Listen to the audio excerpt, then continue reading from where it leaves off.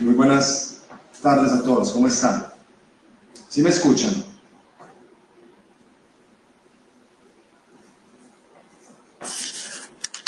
¿Aló?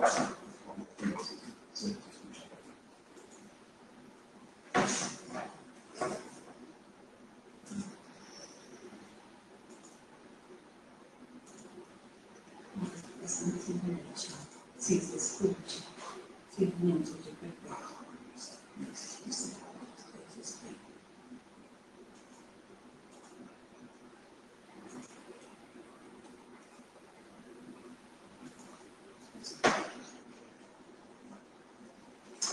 Muy buena tarde, mi nombre es Jaime Andrés Duque Ramírez.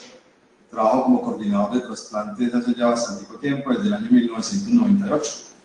Me inicié en el Hospital San Vicente Fundación de la ciudad de Medellín y ya hace varios años también trabajo en la Fundación Banco de Tejidos Humanos, TC1, como coordinador también de trasplantes para la generación de donantes de tejidos. Digamos que esta charlita, pues a pesar de que a veces no le hacemos mucho énfasis, yo diría que es una de las charlas más importantes, porque como decía Escalante, sin donante no hay trasplante.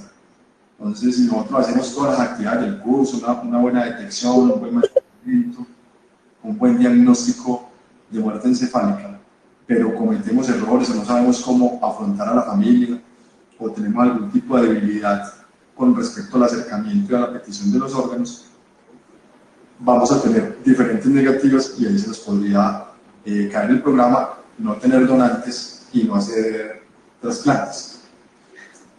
Todos los días hay más avances tecnológicos y científicos para el tratamiento de las enfermedades, pero algunos sistemas sanitarios de algunos países no han logrado que también la atención sea humanizada y centrada en la persona y no solo en la enfermedad.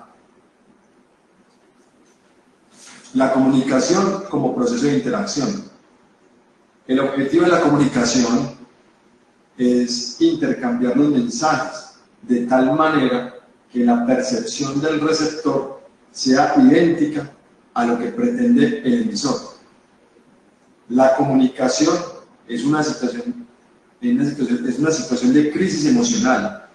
Tiene como objetivo facilitar la expresión de sentimientos y emociones, por lo que debe estar enmarcada en un contexto de ayuda y apoyo emocional.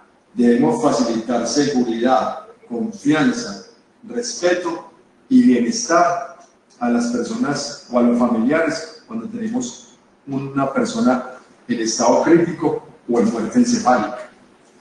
La comunicación como proceso de interacción. Para lograr respuestas en las personas, debemos emplear un lenguaje con mensajes claros y sencillos y utilizar un lenguaje no verbal coherente con lo que decimos y hacemos. ¿Por qué es importante esta parte? Porque muchas veces nosotros nos expresamos con una terminología médica y a veces no sabemos el nivel cultural de las personas que tenemos a nuestro lado. Y pongo un ejemplo que me ha pasado en varias ocasiones cuando yo hago una entrevista. Le pregunto a la familia del fallecido o de la persona que está en una situación crítica o que tiene un diagnóstico de muerte encefálica: ¿qué te dijo el doctor? No, el doctor me dijo que mi familiar está en muerte cerebral. Y le pregunto, ¿él te explicó? Sí, él me explicó. ¿Y usted qué le entendió? ¿Qué es muerte cerebral para usted? No, que está vivo y conectado a una máquina. Entonces, cuando una familia nos da ese tipo de respuesta, partimos de la base en que la familia no entendió el concepto de muerte encefálica y toca iniciar todo el proceso. Es importante también tocar acá el tema del lenguaje no verbal. Debemos tener una mirada abierta, una expresión facial. ¿Viste las fotos? ¿Cómo? una expresión facial serena, contacto físico, solo cuando tenemos una familia que no está agresiva, podemos darle la mano, poner la mano en el hombro, ayudarlos a llevarlos a una silla, darles confianza, que eso nos ayuda a hacer una buena empatía con las diferentes familias. Las técnicas de comunicación, pues lo que tratamos, y esto también nos ayuda en diferentes estudios lo muestran, es mejorar la relación con las familias, conocer más el proceso de donación y mejorar la percepción del tratamiento recibido.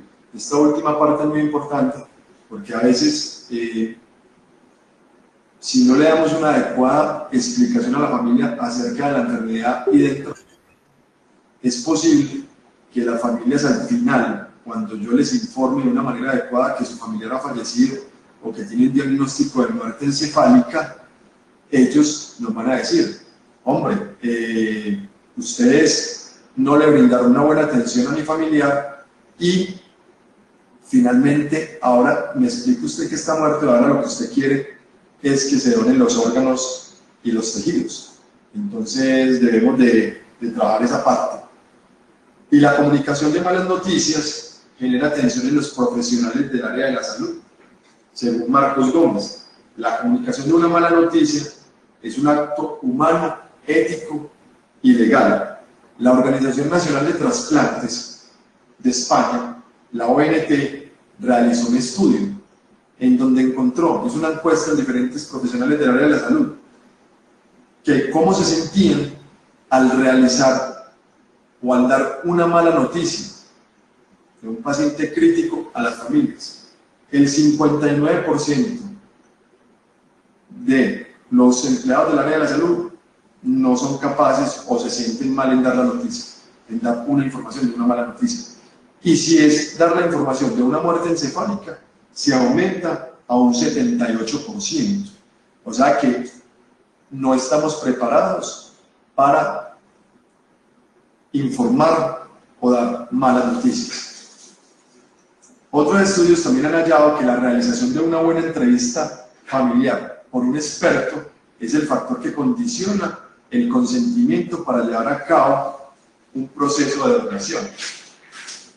¿Por qué es importante esta parte? Si nosotros realizamos un buen tratamiento médico, hacemos todo lo que tenemos a nuestro alcance, la familia está completamente informada del tratamiento, a la hora de hacer la entrevista va a ser mucho más fácil. El apoyo emocional es la gran y única ayuda que podemos proporcionar a los profesionales y a los pacientes y a su familia. Si vemos que el paciente está crítico, no tenemos mano, estamos haciendo todo lo posible, nos toca es ayudar a esa familia.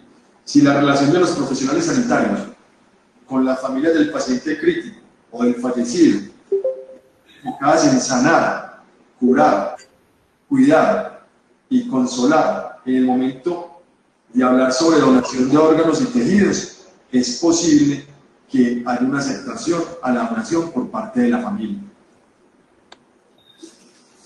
Ahora vamos a hablar sobre el duelo. Cuando nosotros afrontamos una familia y le vamos a dar una mala noticia, estas familias inicialmente van a entrar en un shock, y esta parte es importante mencionar el duelo. El duelo es un conjunto de reacciones físico-fisiológicas de origen biológico que se desencadenan generalmente por la pérdida de un ser querido. El que es capaz de encontrar sabrá también separarse, de igual modo que la separación es el prerequisito de todo encuentro. Y acá hay una parte súper importante. Cuando vamos a responder a las necesidades de una familia, nosotros debemos de prepararnos psicológicamente y también tener un conocimiento absoluto de la historia clínica cuando vamos a dar una mala noticia, para que ese duelo al cual se va a ser sometida esa familia o a la información de esa pérdida sea la más adecuada. Cuando vamos a notificar la pérdida de un ser querido, se va a generar una aflicción, que viene a ser, se va a generar pena, dolor, tristeza, amargura, agonía, sufrimiento en esa persona. Y de ahí se desencadena el duelo. Ese duelo es una respuesta a una situación estresante que depende de cada manera y de cada persona y se manifiesta de manera individual. El duelo es un proceso de adaptación emocional que sigue a cualquier pérdida. Ya cuando hablamos del luto, se refiere más que todo a una expresión formalizada de responder a la muerte, la muestra de nuestros sentimientos de pena y duelo al fallecimiento de un conocido, de un amigo o de un ser querido. El ser humano tiende naturalmente a establecer fuertes lazos afectivos con otros. Cualquier situación que subsiste la pérdida de estos lazos provocará reacciones de magnitud proporcional a la intensidad del lazo creado. Un ejemplo, dos personas mayores, adultas, de 70 años, cuando fallece una de esas personas, digamos que una era ama de casa y la otra persona era el trabajador, el esposo, y fallece la señora, que era la encargada de todas las actividades de la casa, llevar el hogar, tenerlo limpio, mercar, hacer todas sus cosas. Esa persona fallece, se le forma una nueva vida a esa persona que queda. Tiene que cambiar totalmente su vida, pagar los servicios, arreglar la casa, entonces se genera un cambio total en este tipo de personas. Determinantes en la elaboración del duelo. Entonces hay unas determinantes en la elaboración del duelo que son el tipo de relación afectiva con el fallecido. No es lo mismo perder a nuestra esposa, perder a un hijo, que perder a un primo lejano o a un amigo que hace años no vemos. La duración de la enfermedad. No es lo mismo un paciente que lleva 15, 20 o 30 días hospitalizado, donde todos los días se le da una información a la familia y la familia de cierta manera sabe que el desenlace final va a ser la muerte de esta persona. El grado de parentesco, ya lo había mencionado, mientras mayor consanguinidad haya, sea padre, hijo o hermanos o las madres de nosotros, el duelo va a ser mayor. El aspecto del cadáver, el grado de dependencia, ya lo había mencionado, y las creencias religiosas que tiene cada una de las personas. Dentro de esas fases del proceso del duelo, podemos tener una negación. La negación es una resistencia natural a aceptar la pérdida del ser querido. Se presenta más en muertes súbitas. En nuestro país es frecuente, sobre todo por los accidentes de tránsito, los fallecidos por heridas por arma de fuego, y es como ver salir al hijo de la casa a las 8 de la mañana y a las 8:30 que sufrió un atentado por robarle un celular o algo, y que a las 9 de la mañana informarle a la familia que su ser querido está muerto encefálica o que ha fallecido. Esa persona lo va a negar, va a decir, no es verdad, esto no me está pasando a mí. También eso le va a generar una ira, posteriormente es una negociación, lo puede llevar a un estado de depresión y posteriormente a una aceptación. Acá en la diapositiva vemos que hay de diferentes actores, hay tres, lo explican de tres maneras: negociación, negación, ira, negociación, depresión y aceptación. La otra es shock, contusión, búsqueda, aceptación, reintegración. La otra es aturdimiento, búsqueda, desorganización y reorganización. Miren que en todas estas teorías las primeras cosas están basadas, digamos, por ejemplo, el shock, una reacción inicial que se produce luego de conocer la noticia. La persona es incapaz de reaccionar, no es capaz de hablar, esa persona no opina, pero finalmente el objetivo es que esa persona haga una reintegración. El que inicialmente está en una negación va a llegar a una aceptación, y la persona que está en la primera fase de la otra teoría, en un aturdimiento, pues finalmente va a llegar a una reorganización y va a poder organizar su vida. Dentro de la fase del proceso del duelo, el personal médico debe familiarizarse con estas fases para poder reaccionar de una forma oportuna ante las necesidades de la familia, logrando una empatía con los familiares del potencial donante y respuestas más eficaces. Entonces, si nosotros en un momento determinado damos la información a la familia en una fase de negación, en una fase de ira, en una fase donde la familia apenas o está en estado de shock o está buscando ayuda, posiblemente estas familias no nos van a escuchar, están en negación. Y en la entrega de turno, ustedes pueden decirle a la familia, vea, ese paciente está muerto encefálica, ya hablamos con la familia, pero como que la señora no entiende nada, hay que volverlo a repetir. Dimos esa información en el momento no adecuado. Entonces, por eso es importante conocer todas las fases del duelo para poder dar la información en el momento oportuno. Dentro de las tareas del duelo, según Worden, digamos que hay cuatro etapas. Dentro de esas 4 etapas, pues la primera es afrontar la realidad de la pérdida.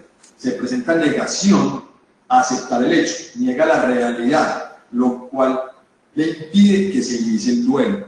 Entonces, en ese momento la familia no podemos intervenirla, hablarle de donación o hablarle de cualquier otro tipo de... Ellos no nos van a entender, están completamente negados a entender. La segunda es expresar las emociones y el dolor. O sea, debemos de permitir que las familias, cuando pierden a un ser querido, se les da una mala noticia, que se expresen. Es normal que lloren, pueden gritar, ponerse triste, reunirse, quieren que llamen al padre, hacer una oración.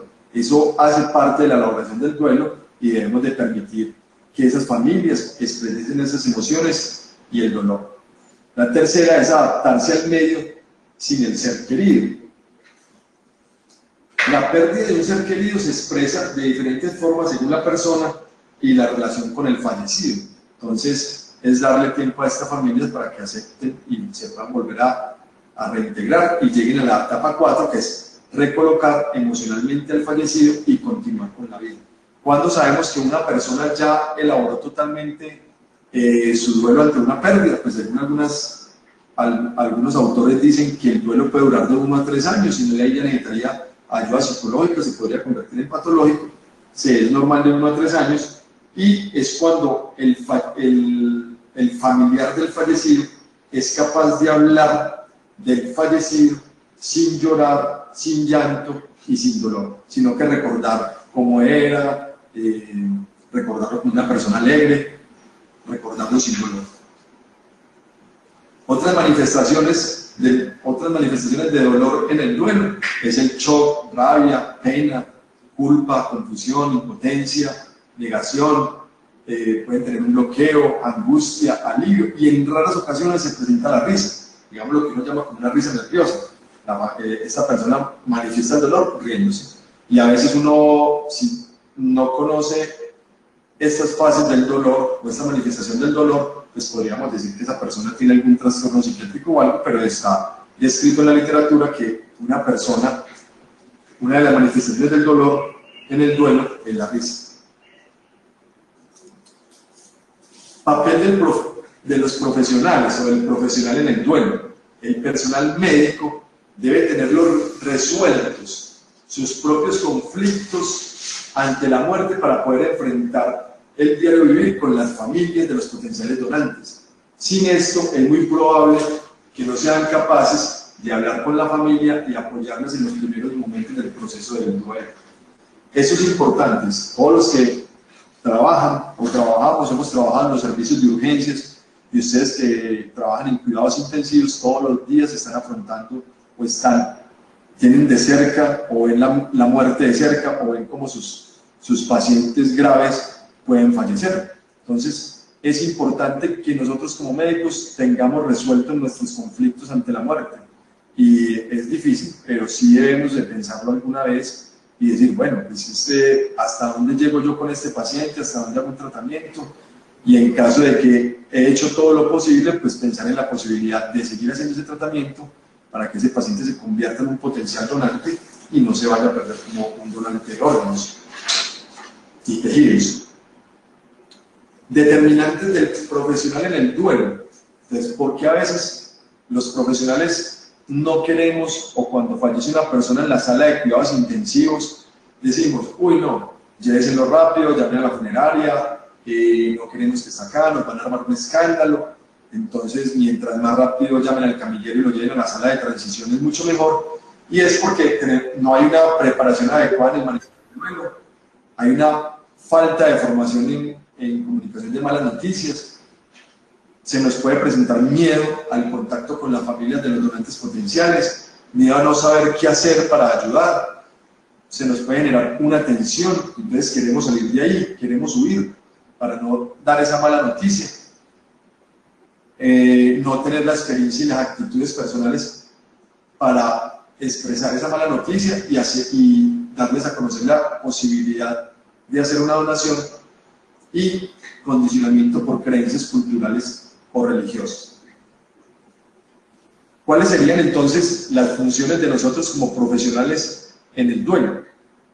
Lo que tenemos que hacer, el paciente crítico que va a fallecer, es reducir el daño o la muerte, respeto por la persona fallecida, proporcionar apoyo emocional y alivio en el sufrimiento, facilitar la expresión de emociones y estimular su verbalización. Hay familias que son calladas, no hablan, hay que estimularlas a que lloren, a que desencadenen toda esa angustia para que puedan ir aceptando la realidad de la pérdida.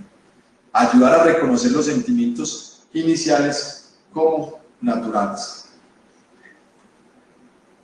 Los profesionales podemos tener limitaciones, porque podemos sentir una sensación de fracaso, falta de formación en la comunicación de malas noticias y proceso del duelo, y esto puede aumentar la ansiedad y nos dificulta la interacción profesional con los pacientes fallecidos. Ahora venimos a un tema, digamos que es el que yo más manejo, que es la parte de la entrevista de la donación en el contexto del duelo. La entrevista es una de las partes más importantes durante todo el proceso de la donación de órganos y tejidos. Es un punto crítico durante todo el proceso. Y casi que, y les voy a poner un ejemplo, ustedes pueden hacer un maravilloso mantenimiento del donante, un excelente tratamiento, hacer bien el diagnóstico de muerte encefálica, dar toda la información a la familia con respecto a la muerte encefálica, al diagnóstico, porque lo llevó a la muerte, la familia está completamente agradecida.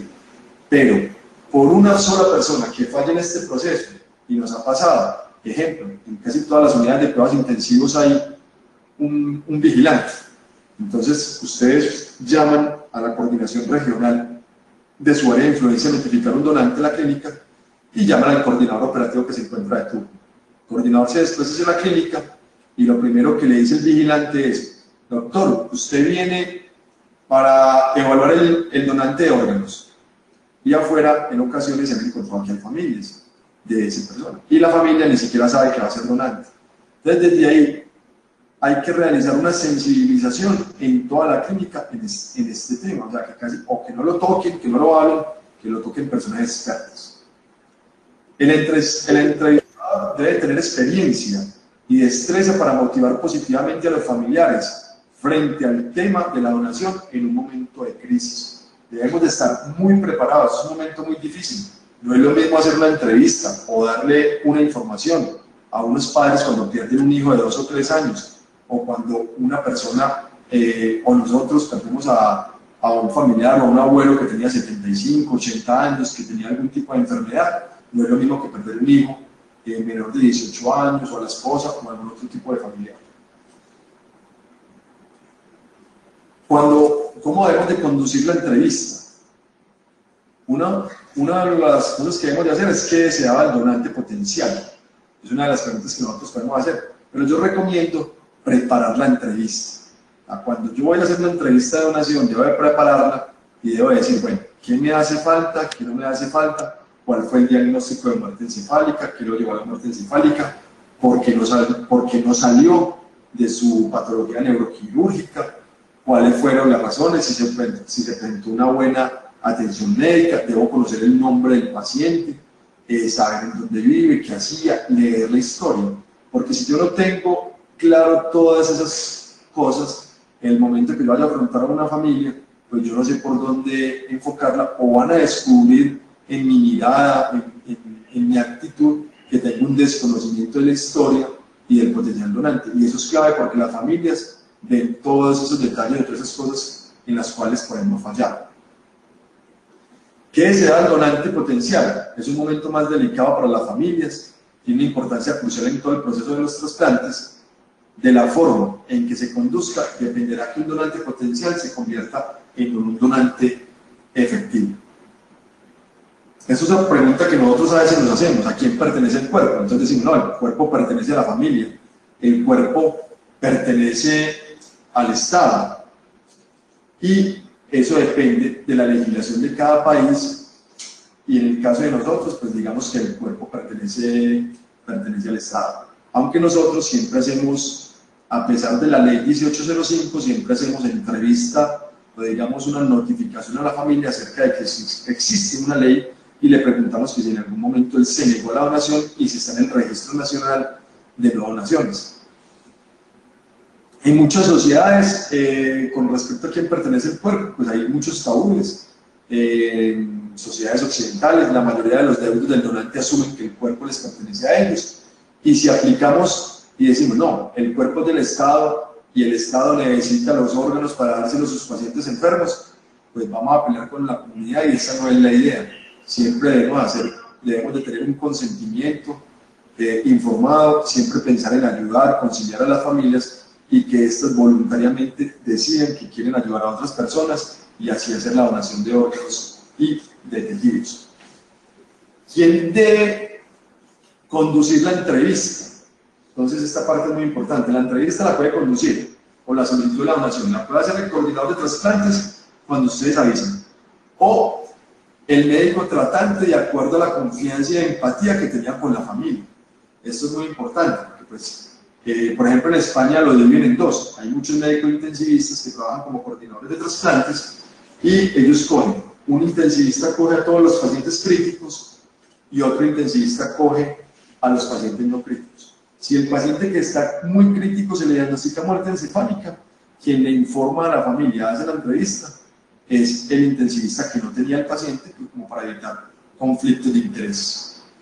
Entonces, en ese caso, el intensivista que tiene los pacientes menos críticos, pues le manifiesta a la familia que tiene un diagnóstico de muerte y que existe la posibilidad de hacer la donación de órganos y tejidos. Es importante que el profesional tenga una actitud positiva y objetiva frente a la donación. Y de esto sí hay varios estudios, y esto es fundamental.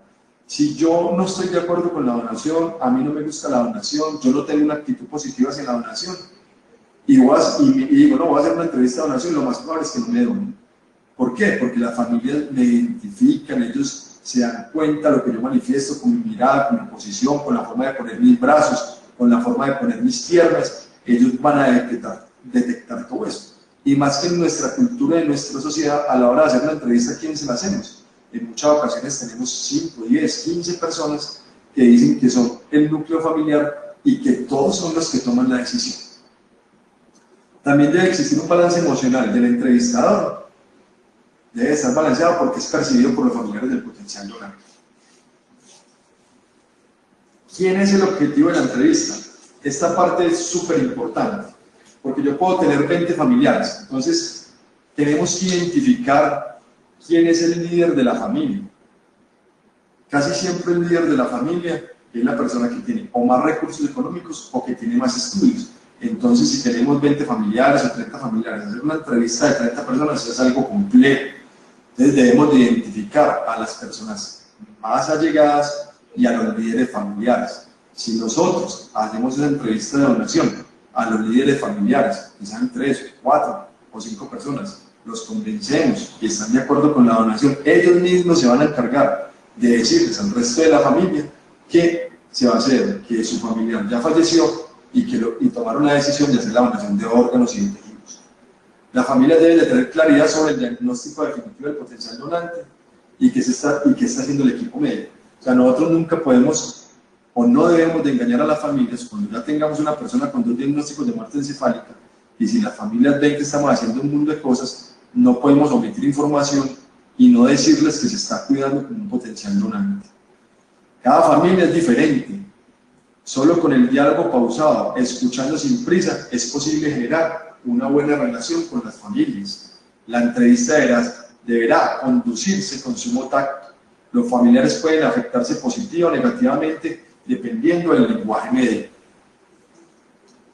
Sobre la familia del potencial donante. ¿Qué debe tener el entrevistador? Debemos de ser una persona que tenga el tiempo suficiente, que tenga una escucha activa, que tenga una preparación un poco en la parte de psicología, en medicina, que conozca a la familia, que sea una persona sociable, que tenga una capacidad de hacer una comunicación, tenga capacidad comunicativa en expresiones no verbales, en expresión verbal, que sea amable, que tenga atención al hablar y al escuchar, que la mirada, no podemos tener una mirada alejada, tenemos que tener una mirada siempre a los ojos, darle confianza a la familia, porque ellos detectan, los familiares detectan todo esto, y ya lo habíamos mencionado, lo que es el apoyo físico. Capacidad de ser analítico, interpretar cualquier tipo de duda que tenga la familia. Cuando yo personalmente hago una entrevista, en lo posible la preparo. Y cuando les hago la entrevista, les doy información sobre todas las posibles causas de negativa. Ejemplo, yo le digo a la familia, mire, su familiar acaba de fallecer, usted le entendió al médico, o la primera pregunta es, ¿sabe usted qué diagnóstico tiene su familiar? Pues usted le entendió al doctor que es muerte encefálica. Ellos dicen sí. ¿Qué significa? Que falleció. Bueno, cuando una persona fallece, hay dos caminos. El primer camino es que el cuerpo de él, sus órganos y sus tejidos pueden salvar hasta 55 vidas. ¿Eso cómo se hace? Haciendo una donación. Entonces, ¿por qué? Él puede ayudar a otras personas, no va a haber ningún tipo de figuración del cuerpo, todas las religiones lo permiten, es un procedimiento que es corto, es un procedimiento que puede durar 3 o 4 horas, es un procedimiento que legalmente está establecido, que está regulado por las Secretarías de Salud, por el Instituto Nacional de Salud y por el Ministerio de Protección Social, que todos los órganos y tejidos van para personas que están dentro del sistema de seguridad social y esos tejidos y esos órganos los cubre el sistema de seguridad social. Y si le damos transparencia al proceso, pues finalmente las familias van a aceptar y van a decir que lo que estamos haciendo es realmente ayudar a la sociedad. Importante es dónde y qué necesidades tenemos para hacer una entrevista de donación. Si nosotros, en la mayoría de las clínicas, no hay un espacio para hacer una entrevista adecuada. En muchas ocasiones nos toca hacer la entrevista en el cubículo donde está el paciente, que no es el lugar más adecuado, o nos toca hacerlo en un cafetín, o nos toca hacerlo en un corredor, o nos toca hacerlo parados en la puerta a la entrada de la sala de cuidados intensivos. Lo ideal, ¿qué sería? Pues como ustedes ven esta foto, pues es un desorden de oficina, yo sentarlos, pues posiblemente solamente por la imagen de la oficina, las familias no van a estar de acuerdo con la donación y finalmente, solamente por el aspecto de la oficina, la familia no va a donar.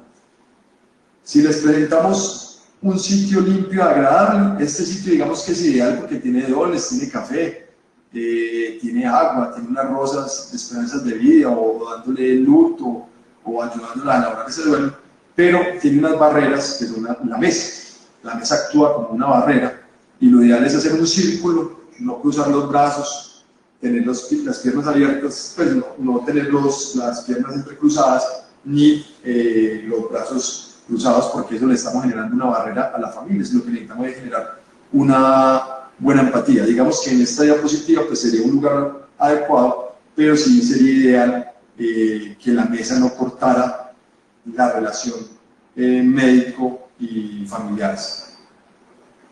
También tenemos que respetar los principios éticos, que haya una autonomía, eso se le debe explicar a la familia, que se va a respetar la decisión de la persona, que no hay maleficencia, no se va a hacer daño a la integridad del cadáver, que se hace con justicia, que la distribución de los órganos y tejidos sea con equidad y justicia, y que de eso se encarga la Secretaría de Salud y el Instituto Nacional de Salud encabeza las coordinaciones regionales de cada una de las dependencias que funcionan en el país, que se hace por beneficencia, hacer el bien a otras personas y que se garantiza la confidencialidad, que se respeta la identidad del donante y del receptor.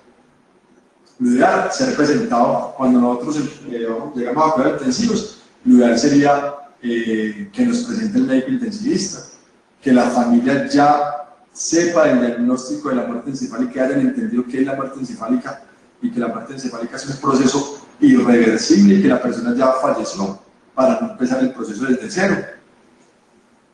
Aclarar todas las dudas respectivas y no olvidar utilizar un lenguaje sencillo y el lenguaje no verbal.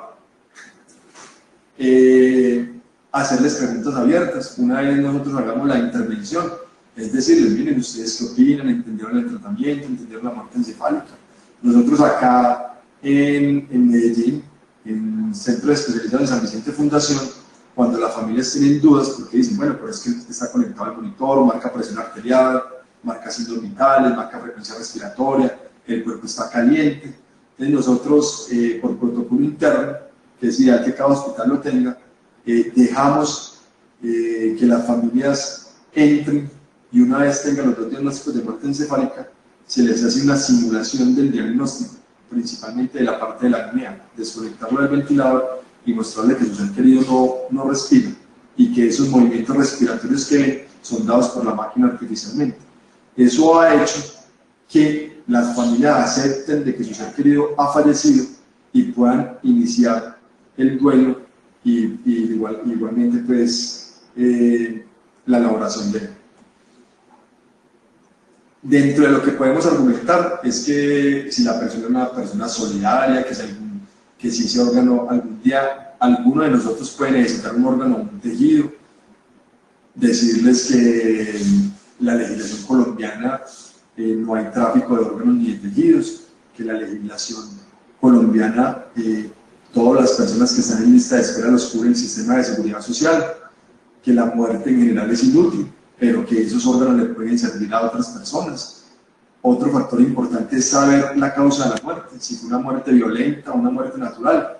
Si fue una muerte violenta y va a ir a medicina legal, es importante decirles que en medicina legal se le hace la extracción de los órganos simplemente por el estudio anatomopatológico, pero que esos órganos no le van a servir a ninguna persona. Entonces ellos dicen, bueno, pues de botarlos en medicina legal, pues hagamos la donación en nuestro hospital para ayudar a otras personas.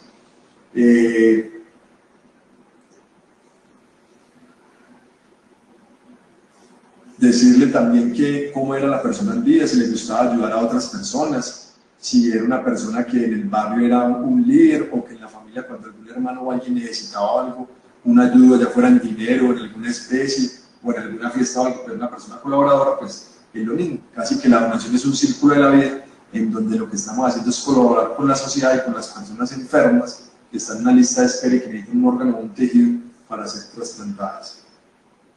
Y que la donación es similar a algo como cuando una persona dona sangre. Es que a la parte de donación de órganos y tejidos no se le hace mucha promoción, pero la parte de la donación de sangre sí.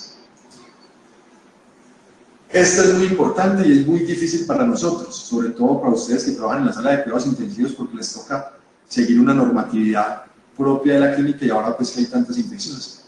Y esto nos ha dado muy buenos resultados a nosotros en no ser rígidos con las normas ya establecidas en la institución en cuanto a la visita de un potencial donante ya con los dos diagnósticos de muerte encefálica. Como para las familias es la última vez que lo van a ver o van a estar con él, para ellos es muy importante estar con él e ingresar. Entonces, en ocasiones nosotros lo hacemos, dejamos entrar 6, 7 familiares a la sala de cuidados intensivos, llamamos al padre, los dejamos que oren con el padre, esto les ayuda a elaborar el duelo, a que acepten la muerte como tal y posteriormente esto nos ayuda a que esas familias donen los órganos y los tejidos. A veces nos preguntamos, bueno, ¿las negativas se pueden revertir o no? ¿Solamente el coordinador de trasplantes puede hacer una entrevista? No. Si usted trabaja en un área del país, en una ciudad intermedia, donde usted hace un diagnóstico de muerte encefálica y no hay coordinador operativo de trasplantes, se como intensivista y la familia puede manifestar la intención de donar, o ustedes preguntarle hacerle la pregunta a la familia si quieren donar después de realizar todo lo que les he dicho en la charla y la familia está de acuerdo, ustedes lo notifican al Instituto Nacional de Salud y el Instituto Nacional de Salud se encargaría de enviar al equipo para hacer el rescate o el coordinador operativo de su área de influencia para hacer la actividad. O sea, que no dejen de hacer los diagnósticos que finalmente si lo notifican, esos órganos posiblemente se van a rescatar.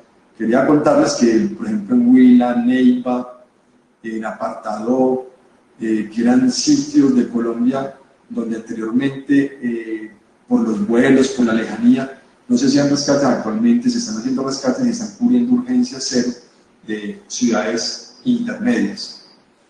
Dejarles claro que el cuerpo que la ley nos obliga a garantizar la integridad del cuerpo, a hacer una reconstrucción adecuada después de la donación.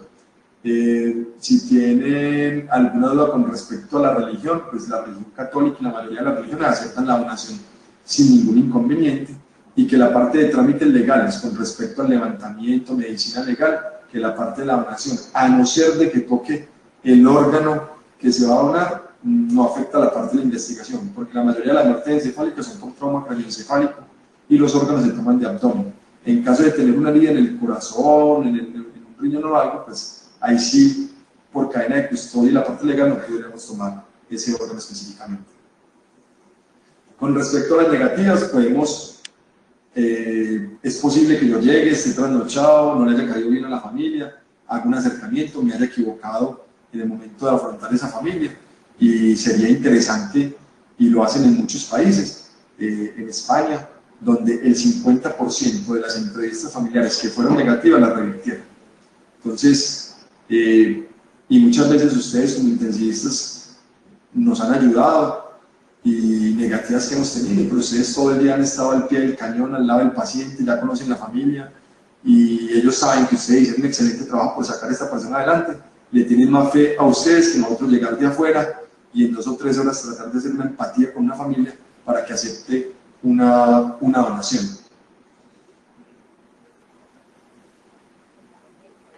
También importante, si la familia acepta o no, pues darle las gracias a la familia, decirle, hombre, muchas gracias, les deseo pues que estén muy bien en su duelo, pues en su duelo no, en la parte fúnebre, que los tiempos no sean largos con respecto a medicina legal, y en caso de donación, una vez terminado el proceso de la donación, pues decirles qué órganos y qué tejidos se trasplantaron, y cuáles funcionaron en los receptores, qué vidas se salvaron, porque para estas familias es importante saber que los órganos de su ser querido están funcionando en otro y salvaron diferentes vidas.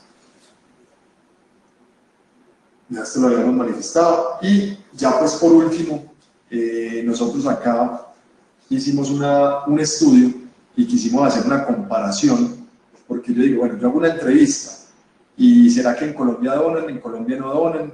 ¿Será que es muy difícil la entrevista familiar? Y hicimos un estudio comparativo con un estudio multicéntrico que hicieron en España. Entonces fueron 183 negativas. Esto fue en la ciudad de Medellín. Se hizo más o menos como casi que fueron como 7 años y se hicieron muchas entrevistas, y de esas 183 entrevistas que encontramos, nosotros lo que queríamos con este trabajo era saber por qué las familias no donaban y si podíamos hacer algún tipo de intervención en esas negativas. Y encontramos que sí se puede hacer intervención y que podemos bajar la negativa, y que actualmente, porque este estudio fue hecho como hace tiempo ya, hace por ahí 8 años, entonces que el desacuerdo familiar es del 36%. Yo me digo, uy, ¿por qué tan alto el desacuerdo familiar? Porque acá en Antioquia las familias son numerosas y nosotros solamente tomamos un donante si todos los familiares están de acuerdo. Si hay una persona o 2 personas de la familia y que no están de acuerdo y 4 están de acuerdo, no se toma como donante. La integridad del cuerpo. Miren que es una diferencia grandísima con respecto al estudio de España. Mientras en España solamente el 5% aproximadamente dicen que no donan por la integridad del cuerpo, nosotros hablamos de un 29%.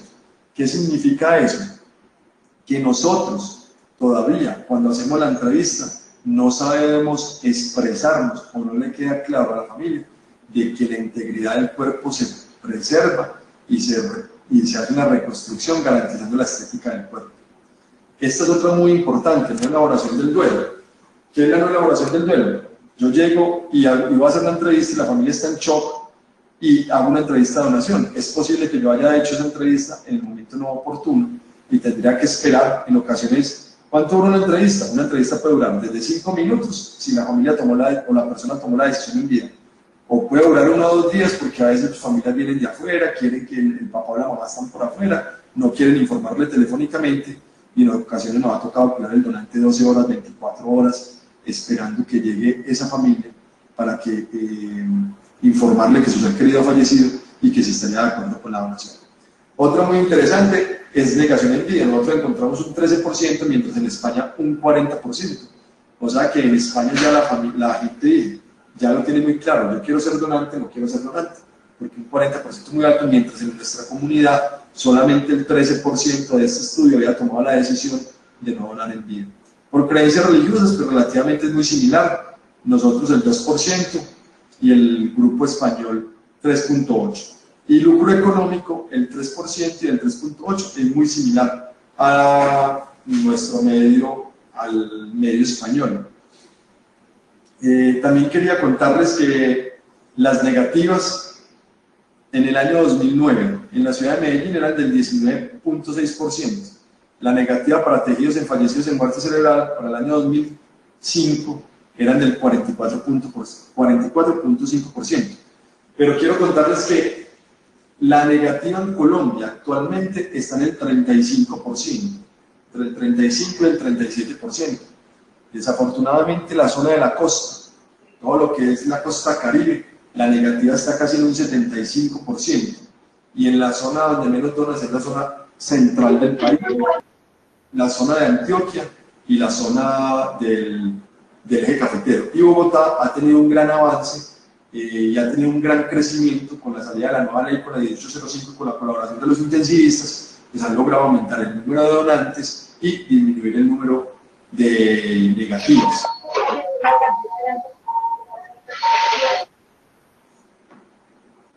Bueno, hasta aquí, si tienen de pronto alguna pregunta, alguna duda con respecto a la charla, no sé si me escucharon bien.